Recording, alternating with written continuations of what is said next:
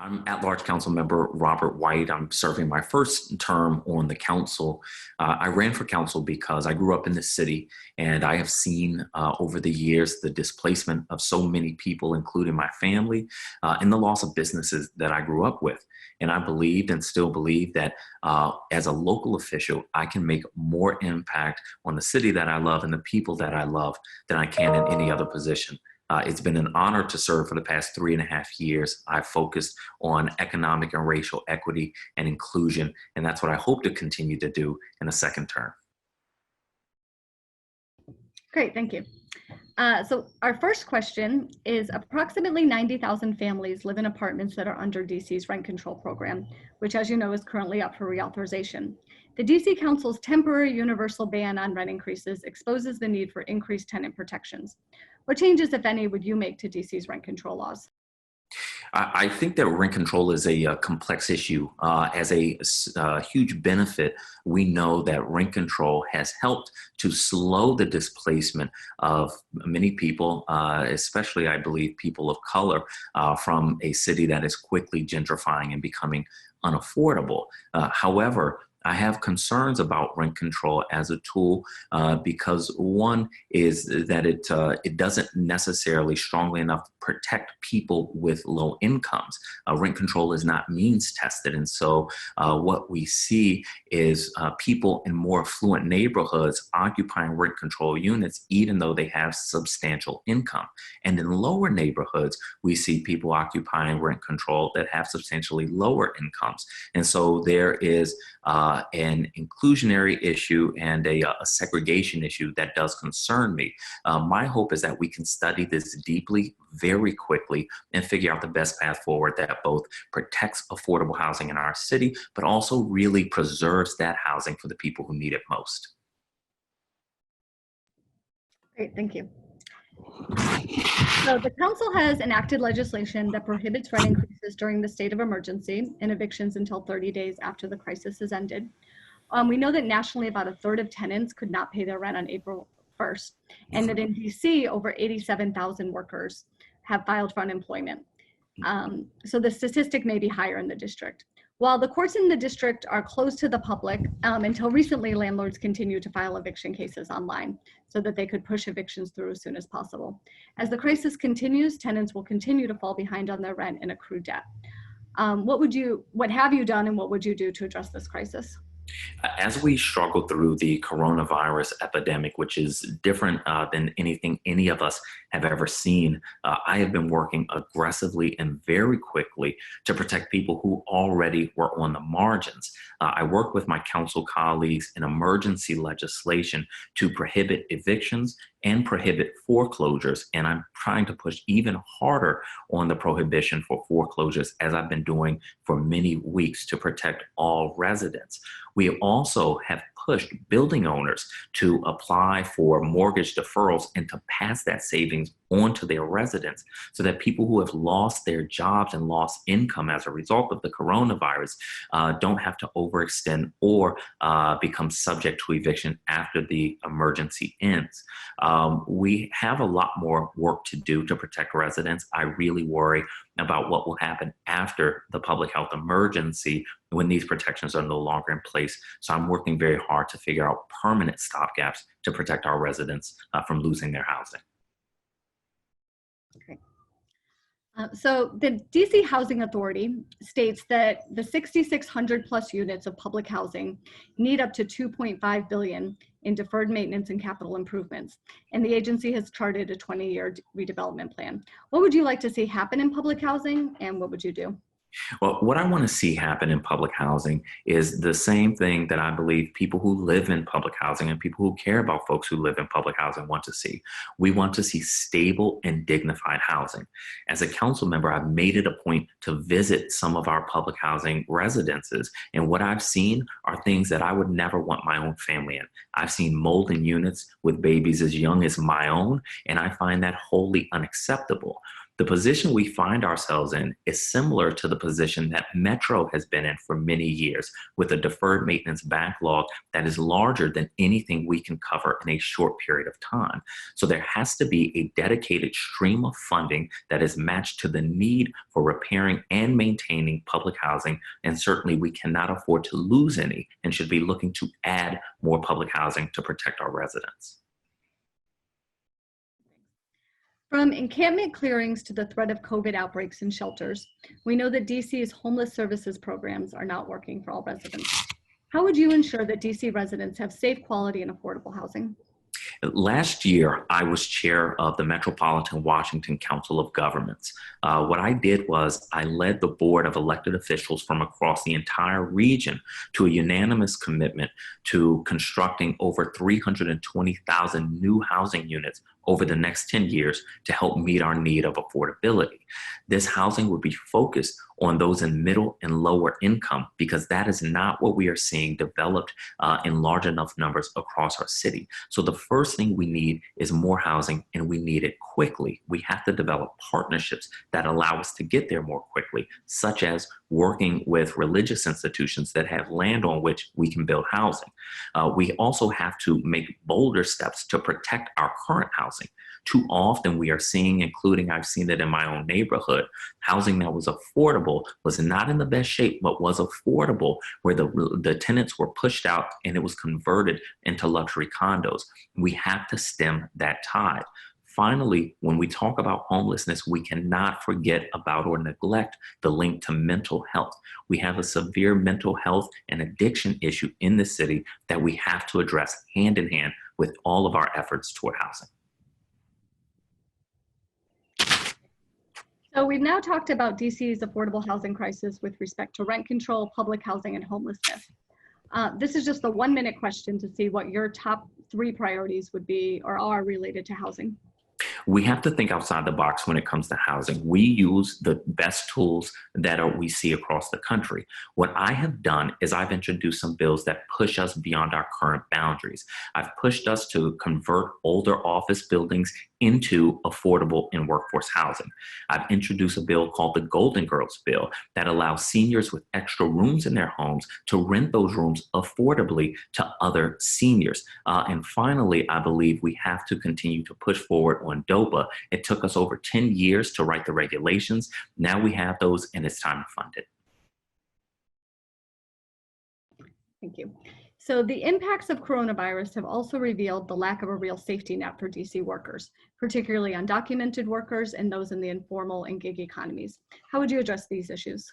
I've been working actively and aggressively to address these issues. With respect to our undocumented residents, I have been fighting hard with a few of my council colleagues to create funding to protect those people and families. They are part of our communities, and they have the exact same needs and vulnerabilities that the rest of us have. We also worked very hard to expand unemployment insurance to people who work in the gig economy, whether people delivering groceries or musicians who previously did not qualify for unemployment insurance, but because of the fight that I've engaged in and some of my colleagues, we've been able to help create a safety net for them that we need to make permanent. The last question, the coronavirus pandemic has brought to the forefront issues of systemic inequalities in DC. We know that about 79% of COVID-19 related deaths in DC have been Black residents, who make up only about 46% of the population.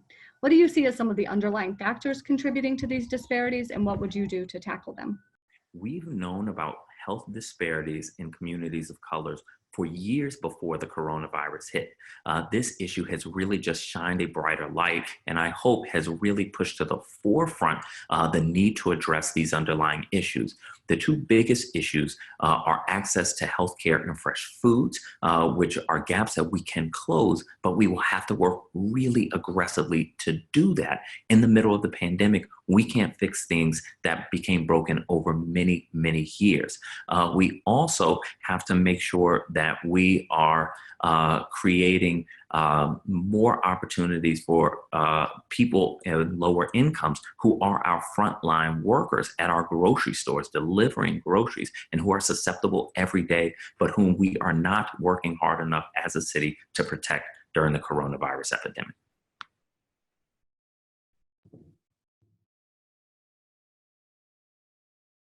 Hello, everyone. Thank you very much for doing this forum and for inviting me. My name is Ann Wilcox, and I'm a candidate for the at-large council position from the DC Statehood Green Party. And for folks who don't know, the Greens have been around, really the Statehood Party has been around since the 1980s, and I was a member of that early party. And then we merged with the Greens in the 1990s to form the Statehood Green Party. I'm also a lawyer, and actually I did some landlord-tenant work back in the early part of my career, so I am familiar with L&T procedures and laws. And I also was a school board member in the mid-90s for Ward 2 from 94 to 98, just before the control board came in. So I have a little bit of elective experience in that regard. Great. Approximately 90,000 families live in apartments that are under DC's rent control, which is currently up for reauthorization. The DC Council's temporary universal ban on all rent control increases exposes the need for increased tenant protections. What campaigns, if any, would you make, or what changes, if any, would you make to DC's rent control laws? Great. Well, this is a really important issue. And I recall from my early years working on landlord-tenant issues, rent control is something that needs to be expanded and updated. The Rent Control Act of 1985 covered, for example, the only new construction that had been built since 1976. Well, that was ages ago, some 40 years ago. So a lot of the proposals that have been made to Anita Bonds and her committee to update and expand rent control, I think, are really important. For example, it needs to apply to units with 4 apartments, not just 5 or more. They need to eliminate vacancy increases, which sort of incentivize landlords to get people out by one means or another and then raise the rent under a vacancy increase. Voluntary agreements are also very, very harmful. We need to, again, update the what is called new housing to, I think the proposal now is 2005 or sooner. So we need to update that year to cover so much of the new construction that's going on now in our city. You know, all these brand new apartments in Navy Yard and Mass Ave and various places.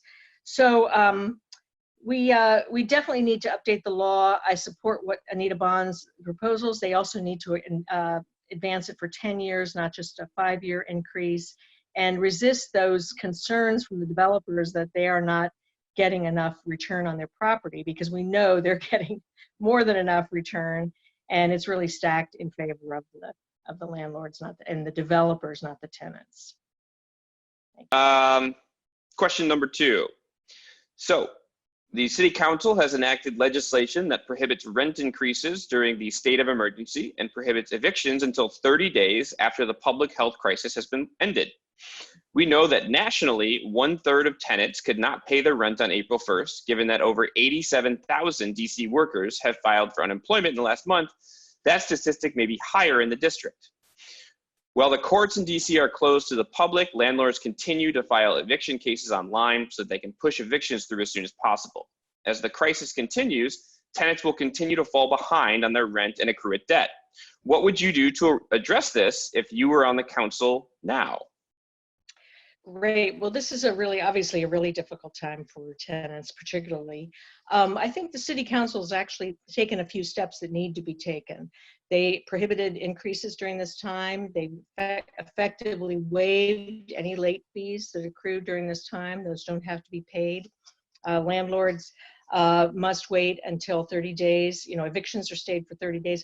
I think just this last week, they even included another provision saying that landlords are required to renegotiate rent agreements, payment agreements with tenants, which is something they were not legally required to do, but now they're required to work out a payment plan over the coming year with their tenants. So that's really an important provision.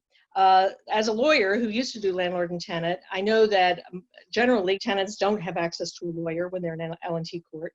There is the Law Students in Court group, which is now, I think they've renamed themselves Rising for Justice, but it's essentially law students that help tenants when they're in court. And not everyone has a lawyer. So most tenants are just go into a back room after their name is called in court and negotiate a payment plan with the landlord. If they can, they raise issues around housing code violations that may exist in that unit. That gives them a defense.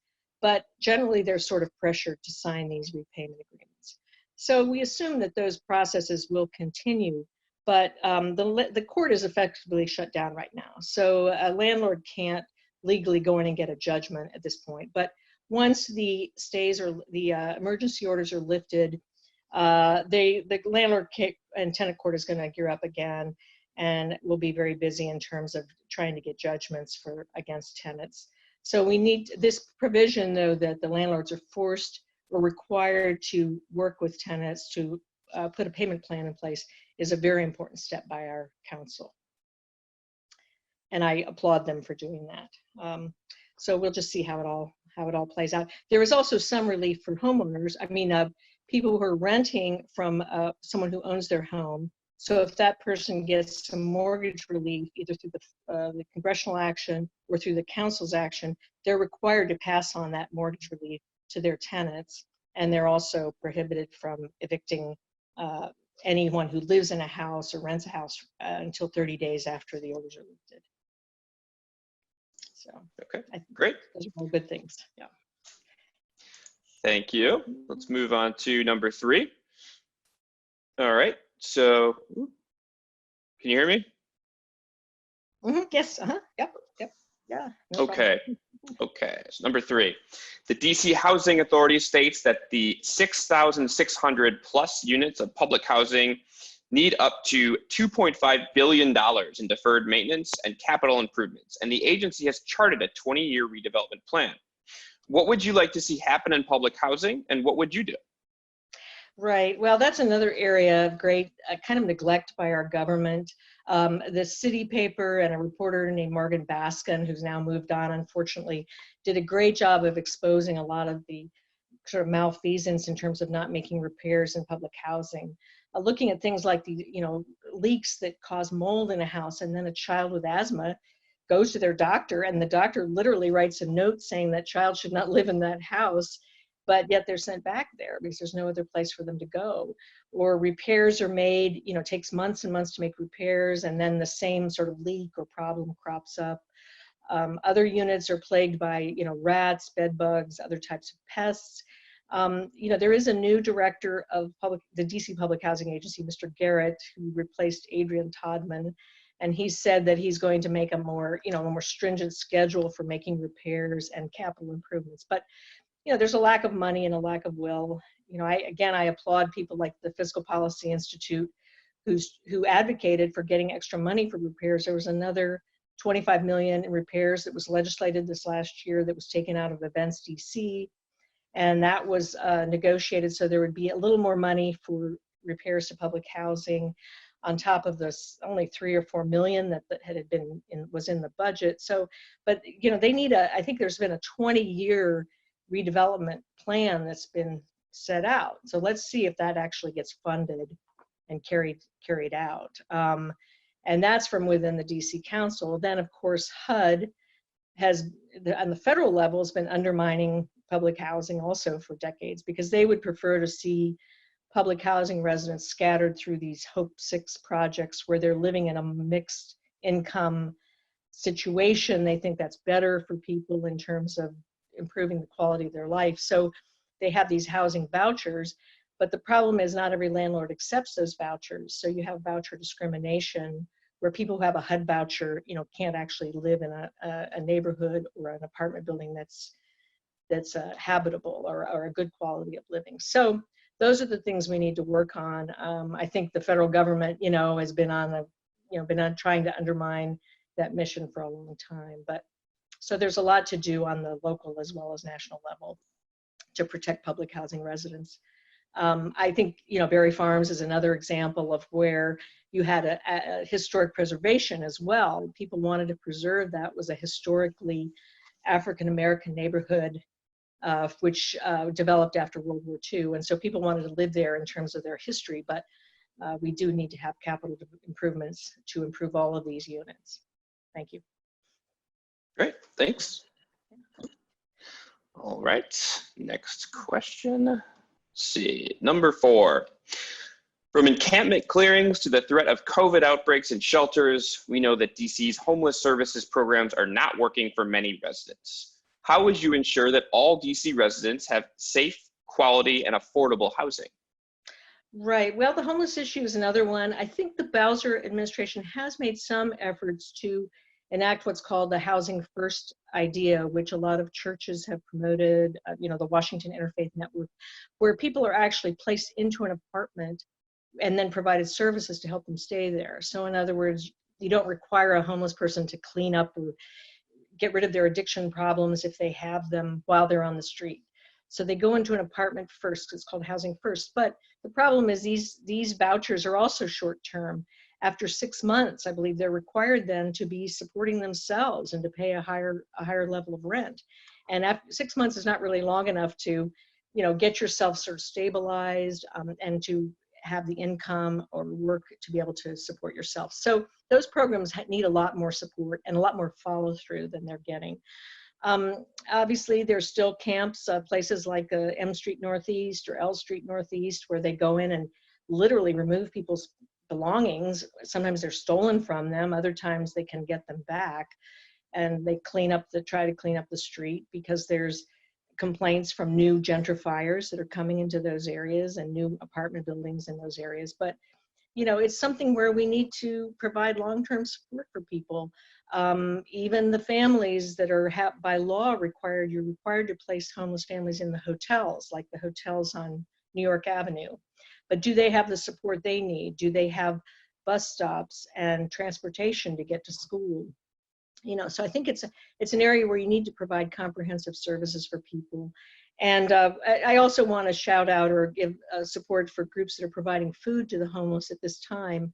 At a time when it's risky to go out, people from Miriam's Kitchen and Martha's Table and Bread for the City, those groups are out, handing out food and at some risk to themselves to be out there. So those groups are there, in rain or shine for these folks. But again, I think we need to solve some of the problems with the Housing First process, which sounds good, but it doesn't always work out the way it's supposed to. Yeah. All right. The question is, we've talked about DC's affordable housing crisis with respect to rent control, public housing, and homelessness. What would your top 3 priorities related to housing as a council member? Please just list them. Okay, well, I think preserving housing before it deteriorates is another thing that the city could do more of. So whether it's a single family home or an apartment building, they often fall into neglect. Oh, and I'll try to do this quickly so that then they're off the market and they can be flipped. So preservation of housing, again, extension of rent control for those who are paying rent, and also using some of these like the DOPA and TOPA laws more creatively, providing financing so people can actually own their own home. The DOPA law is where the district can step in to develop properties, and TOPA is where you get financing and develop a plan to purchase an apartment building or a house. So okay. Those need to be used a little more creatively and more extensively. All right. Let's go into the next question. Set my timer here. All right. Next question, last 2. So the impacts of the coronavirus have also revealed the lack of a real safety net for workers in DC, particularly undocumented workers and those working in the informal gig economy. How would you address these issues? Right. Well, obviously, unemployment is an issue when it doesn't apply to temporary or contract workers all the time. I think the Congress and the City Council have tried to extend those during this COVID crisis because they realize that a lot of people are impacted. And just as during the 2008 recession, DC was pretty liberal with unemployment, even for professional people, because they knew it was a short-term crisis and they wanted to help people bridge that gap to the other side. But obviously, people who are daycare workers, Uber drivers, Uber Eats delivery people need to get unemployment if they're not working. One good thing that's happening is that there's actually more opportunities for those people. I know that people like Instacart delivery people and Uber Eats people are actually getting more work because there's more of a demand to deliver groceries and so forth. But of course, those aren't always the highest paying jobs in the world, and they may not provide the same level of a safety net that you would get from unemployment. So, I think the city council also tried to address, under great pressure, tried to address the undocumented folks, the Hispanic folks who might be working in the back of a kitchen at a restaurant, and they, are not even on the books in terms of getting payments. So I think the council tried to carve out some money, which came from Events DC, to help provide benefits for those folks.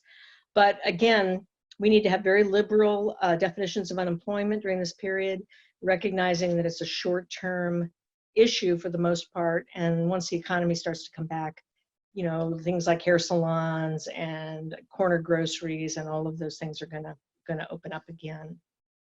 So we just need to encourage our council members to be as bold as they can and, try to help people bridge this period.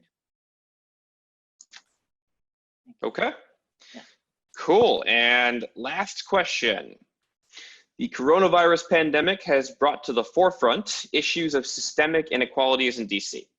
We know that 79% of the COVID-19 related deaths as of April 14th in DC were Black residents, who only make up about 46% of the population. Do you see as some of the underlying factors contributing to these disparities, or what do you see as some of the underlying factors contributing to these disparities, and what would you do to tackle them? Okay, thank you again. That's a great question. And obviously the COVID-19 illness has shown that it does affect different populations in different ways. We've seen that people with underlying health conditions like high blood pressure, diabetes, just poor health in general, are being attacked much more readily, and also are have more fatal outcomes from COVID-19. And so African Americans who live in food deserts, don't have access to fresh fruits and vegetables, or have not had access to good health care, are going to have those underlying conditions which cause worse outcomes in COVID-19. The same could be said of the Hispanic community, maybe who have not been accessing health care because of their undocumented status. And DC actually has a pretty good network of the Unity clinics, a pretty good network of healthcare clinics, but we do still need a good hospital across the river in Ward 8.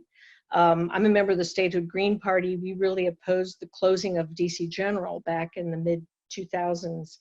And that should not have been closed, but it was, and now it needs to be replaced with a good hospital, including maternal care, trauma care, and all of those services over in Ward 8.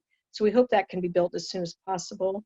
We have, again, the COVID-19 crisis has shown the disparities in our healthcare nationally, and it's really sad that people who were already historically underserved are now bearing the brunt of this illness. And the other issue about it, of course, is that sometimes Black and Hispanic residents live in multi-generational households. So a young member of that household who might be an Instacart delivery person or an Uber driver can bring the illness back to their grandmother who's in the same household. So I think there's a real need to make sure that people who are at risk are isolated or separated from people who might infect them. And again, people of color tend to be on the front lines in terms of being healthcare workers and service workers. The other point is that construction work in DC has gone on unabated. We know how our council members and our mayor feel about the development industry. They love them. And so the problem is that in other cities, they stopped unnecessary construction of apartment buildings, like in New York and San Francisco. But DC did not require construction to stop. If it was something building a testing center or a medical facility, that would be one thing. But they did not require unnecessary construction to stop. So those workers who, again, might be Black or Hispanic men in their 50s and 60s, have been going to the job site, and just taking their temperature or providing sanitizer on the job site is not enough to protect them. So those are some ways, it's affected us. Okay, thank you very much. And that was the last question.